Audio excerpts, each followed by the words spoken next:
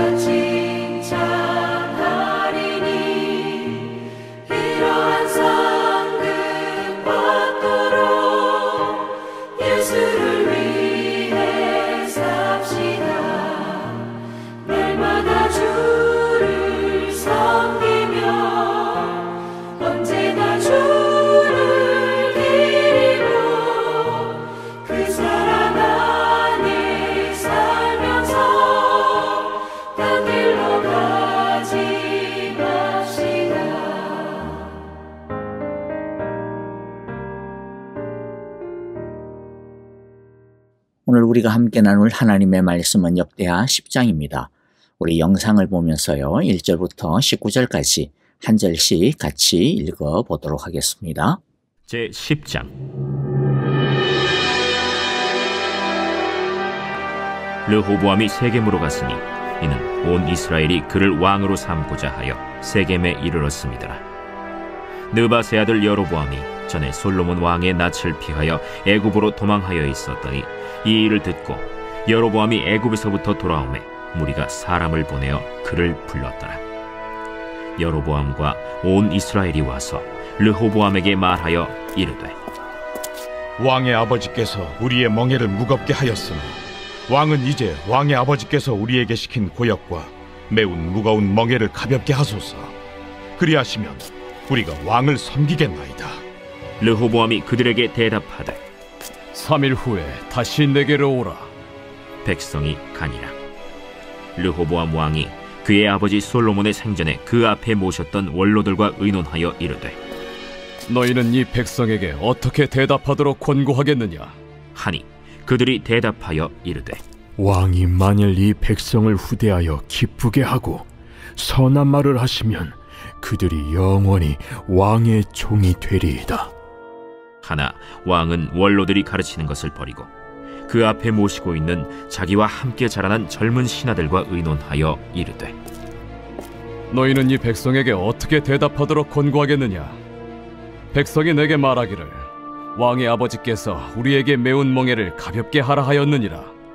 함께 자라난 젊은 신하들이 왕께 말하여 이르되, 이 백성들이 왕께 아뢰기를 왕의 아버지께서 우리의 멍에를 무겁게 하였으나 왕은 우리를 위하여 가볍게 하라 하였은즉 왕은 대답하시기를 내 새끼 손가락이 내 아버지의 허리보다 굵으니 내 아버지가 너희에게 무거운 멍에를 매게 하였으나 이제 나는 너희의 멍에를 더욱 무겁게 할지라. 내 아버지는 가죽 채찍으로 너희를 치셨으나 나는 전갈 채찍으로 하리라 하소서. 3일 만에 여로보암과 모든 백성이 르호보암에게 나왔으니 이는 왕이 명령하여 이르기를 3일 만에 내게로 다시 오라 하였습니다.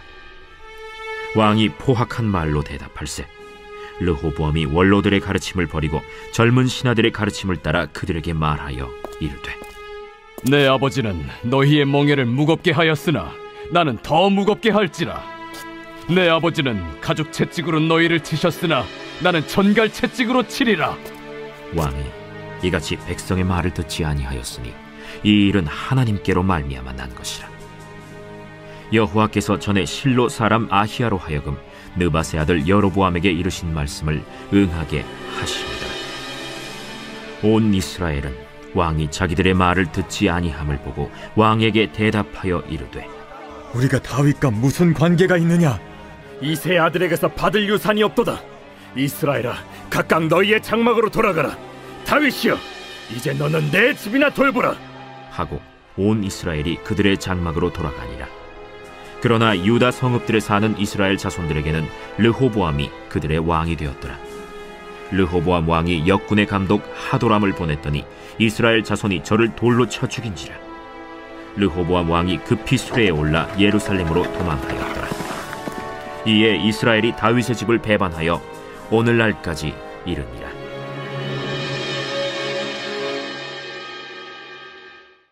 솔로몬이 죽고 그의 아들 르호보암이 뒤를 이어 이스라엘의 제4대 왕이 됩니다. 1절에 보면 온 이스라엘이 르호보암을 왕으로 세우려고 세겜에 모였다라고 하는데, 이것은 이스라엘이 무슨 투표를 해서 르호보암을 왕으로 선출한다 그런 뜻이 아닙니다. 르호보암은 이미 왕입니다. 하지만 이스라엘은 왕과 백성 사이에 서로 간의 신뢰와 헌신을 하나님 앞에서 세우는 언약을 세워야 합니다. 즉 왕은 하나님의 대리자로서 하나님의 말씀을 따라 백성을 섬기고 지키겠다라고 하는 약속을 백성 앞에서 하게 되고, 백성들은 하나님께서 세우신 왕으로 받아들이고 충성을 하겠다라고 하는 언약을 하나님 앞에서 서로가 맺는 것입니다. 그런데 이것은 사실 왕에게 더 큰 의미가 있습니다. 일반적인 나라의 왕은 사실 왕 마음대로 하면 되죠. 왕이 대빵이니까요. 하지만 이스라엘의 왕은 지 맘대로 하면 안 됩니다. 이스라엘의 왕은 대빵이 아닙니다. 진짜 대빵은 하나님입니다. 이스라엘의 왕은 하나님의 꼬붕입니다. 지 맘대로 하면 안 되고 하나님의 말씀을 따라 통치해야 되고 하나님의 뜻을 따라 통치해야 됩니다. 그래서 이 언약식은 사실 왕에게 하나님 앞에 엎드리게 하는 시간입니다. 하나님이 진짜 대왕이십니다. 하나님 앞에 제가 엎드립니다. 라고 이렇게 새롭게 각인시키는 시간이 이 언약식인 것이죠. 왕과 이스라엘 온 집합 대표자들이 세겜에 모여 언약식을 갖습니다. 세겜은 이스라엘의 가운데에 위치해 있었고 역사적으로도 아주 중요한 곳이기 때문에 세겜에서 모였습니다. 2절에 보면 여로보암이라고 하는 사람이 등장합니다. 이 여로보암은 이전에 솔몬 왕을 피하여 이집트로 망명 갔었다라고 하고 있죠. 역대하에는 이 사건이 기록되어져 있지 않습니다만은 열왕기상 11장에는 이때의 사건들에 대해 자세하게 기록을 하고 있습니다. 전에도 말씀을 드렸지만 역대기는 웬만해서는 왕들의 잘못된 부분들을 자세하게 들추지 않습니다. 잘한 부분에 가급적 초점을 맞춥니다. 왜냐하면 잘한 부분을 보고 우리 그 잘한 것을 배우자라고 하는 의도가 있기 때문입니다. 반면에 열왕기서는 잘못된 부분들을 많이 들춥니다. 그 이유는 잘못한 부분들을 보고 반성하고 우리 다시는 그런 잘못을, 그 어두운 역사를 반복하지 말자라고 하는 의도가 있기 때문이죠. 솔로몬 말년에 솔로몬은 너무나도 망가집니다.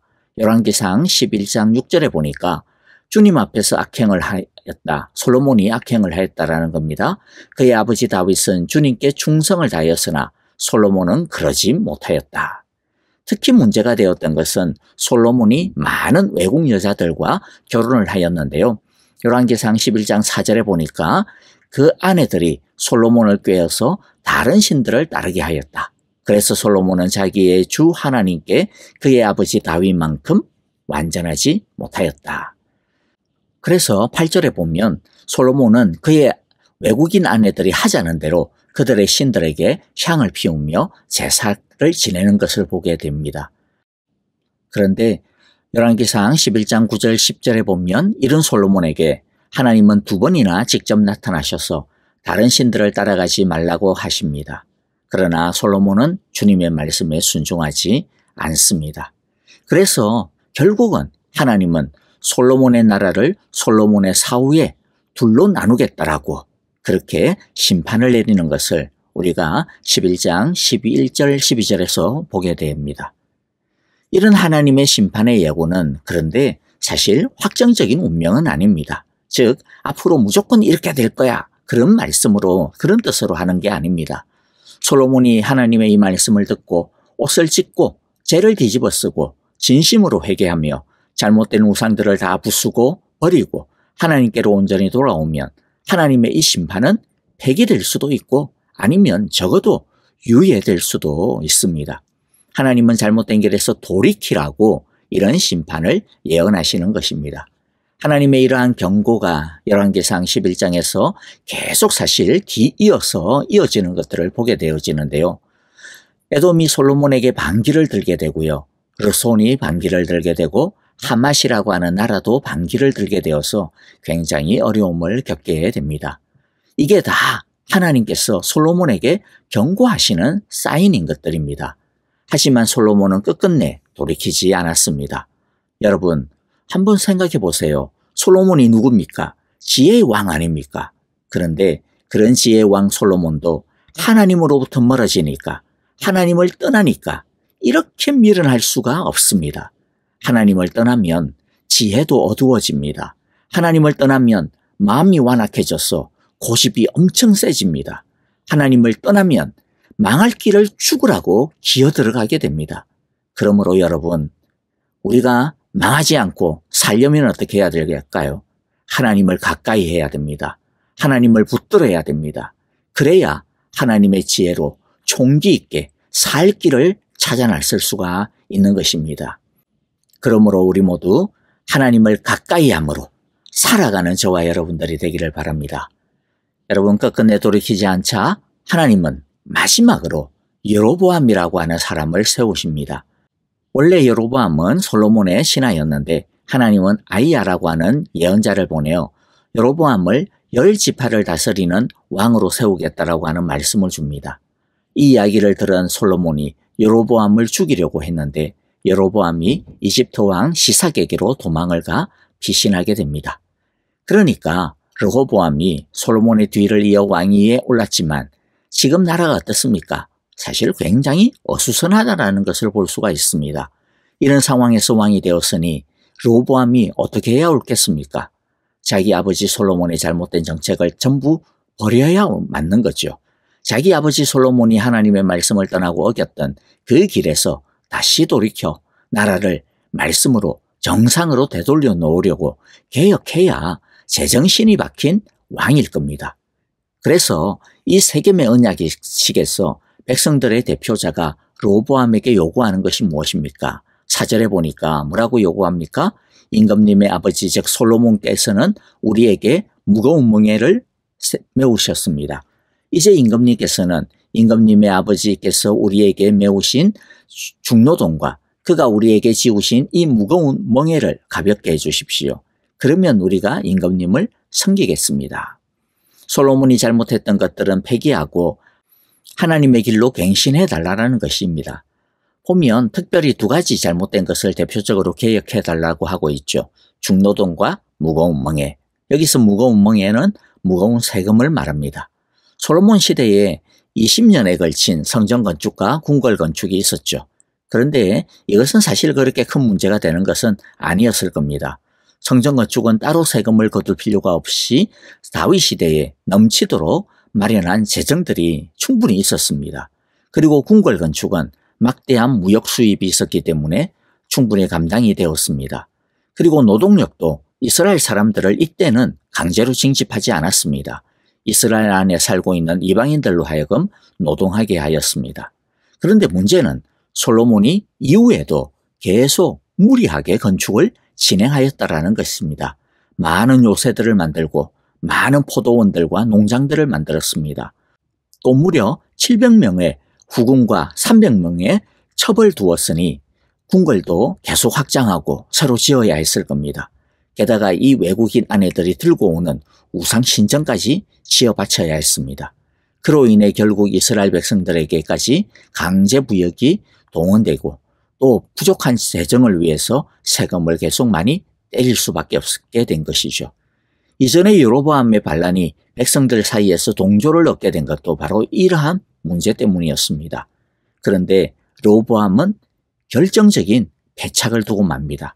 지금 백성들은 솔로몬의 말년부터 누적된 불만으로 인해서 폭발일보 직전입니다. 이걸 모르는 사람 아무도 없습니다. 왜냐하면 계속 이 불만으로 인해서 많은 크고 작은 밀란들이 일어났었기 때문이죠. 그런데 르호보암은 자기가 왕이다라고 하는 권위만을 세우고 이러한 답변을 합니다. 내 아버지가 당신들에게 무거운 멍에를 메우셨으나 나는 이제 당신들에게 그것보다 더 무거운 멍에를 메우겠소. 내 아버지께서는 당신들을 가죽 채찍으로 매질하셨으나 나는 당신을 쇠 채찍으로 치겠소. 이것으로 인해 결국 이스라엘은 두 개의 나라로 쪼개지고 맙니다. 이전에 여로보암에게 한 예언이 이루어지고 만 것이죠. 여러분, 르호보암의 문제가 무엇입니까? 엉뚱한 곳에다가 물었습니다. 르호보암은 사람들에게 묻기 전에 하나님에게 물어야 했습니다. 사람들의 답변을 하나님에게 다시 확인했어야 됐습니다. 이스라엘에는 왕을 위한 선지자가 있었습니다. 왜 왕을 위한 선지자를 세웠습니까? 이럴 때 하나님의 뜻을 물으라고 세운 것입니다. 제사장이 왜 있습니까? 이럴 때 하나님의 뜻을 물으라고 있는 겁니다. 성전을 왜 세웠습니까? 언약교회가 있는 이유가 무엇입니까? 하나님께 물으면 하나님께서 말씀해 주시겠다라는 것이죠. 그런데 아무리 성전이 있으면 뭐합니까? 아무리 선지자가 있으면 뭐합니까? 아무리 제사장이 있으면 뭐합니까? 아무리 성경책이 있으면 뭐합니까? 찾지 않고 묻지 않고 엎드리지 않으면 아무 소용이 없는 겁니다. 그러므로 삐까번쩍하게 아무리 휘황찬란하게 지어놓은들 뭐합니까? 아무리 매일마다 소잡고 양잡고 하면서 제사를 드리면 뭐합니까? 전심으로 하나님을 믿지 않고 찾지 않고 구하지 않으면 아무 소용이 없는 것입니다. 여러분, 아까 솔로몬이 망가지는 것도 우리가 봤지 않습니까? 하나님을 가까이 하지 않으면 아무리 똑똑한 것도 아무 소용이 없습니다. 오히려 지가 똑똑하다라고 해가지고 똥꼬집만 부립니다. 망하는 길로 가는 거죠. 하나님을 찾아야 삽니다. 하나님을 가까이 해야 삽니다. 하나님께 엎드려야 지혜가 있습니다. 여러분, 우리도 마찬가지입니다. 아무리 예배가 있으면 뭐하고, 아무리 성경이 있으면 뭐하고, 아무리 목사가 있으면 뭐하고, 아무리 신앙적인 여러 가지 프로그램들이 있으면 뭐합니까? 하나님께 엎드리지 않으면 아무 소용이 없습니다. 그러나 우리가 하나님께 진심으로 구하면 후히 주시고 꾸짖지 않으시는 하나님이 우리의 눈을 뜨게 하시고 귀를 열어주시고 마음을 열어주실 것입니다. 그래서 가야 할 길을 보게 해주시고 들어야 하는 소리를 듣게 해주시고 피해야 하는 함정을 피하게 해주시며 겸손하게 해주셔서 진짜 지혜의 길을 걸어가게 해주실 것입니다. 바라기는 우리 모두 르호보암의 어리석음의 길을 피하는 우리 모두가 되기를 바랍니다. 오히려 매일마다 하나님을 찾는 이 매일 예배를 통하여 매일마다 하나님의 말씀을 듣는 말씀 통독을 통하여 신령한 지혜의 길로 행하고 망할 길은 피하고 살 길만을 찾아 행하는 복된 삶을 모두가 살아가고 영위하게 되시기를 간절히 기도하고 축복합니다. 아멘.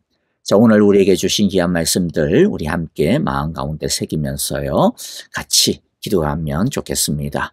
우리 성도님들을 위하여 또 교회를 위하여 기도합니다. 주님, 르호보암의 그 망할 길을 버리게 하시고 솔로몬의 그 미련의 길을 버리게 하시고 지혜의 길로 행하게 하소서. 우리 그렇게 기도하고요. 우리 아픈 성도님들 있습니다. 또 여러 가지 문제를 가지고 하나님 앞에 엎드리는 성도님들 있습니다. 우리 함께 사랑으로 중보하기를 바랍니다. 선교사님들을 위하여 오늘도 우리 함께 성령 안에서 한뜻 한마음으로 간절하게 기도하겠습니다. 찬양하며 기도합니다.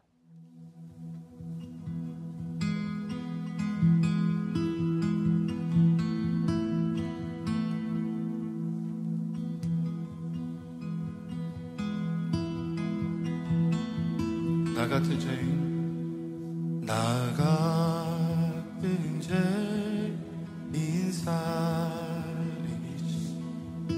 주 은혜 놀라워 이로운 생명 찾았고 광명으로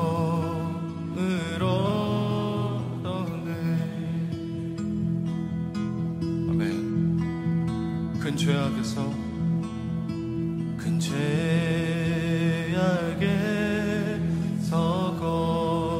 건지신 주 은혜 고마워. 나 처음 믿는 그 시간 귀하고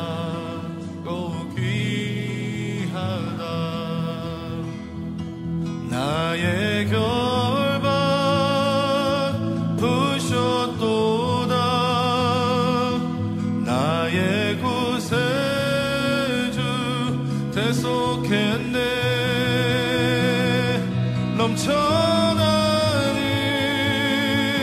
주의 자비 주의 사랑 주의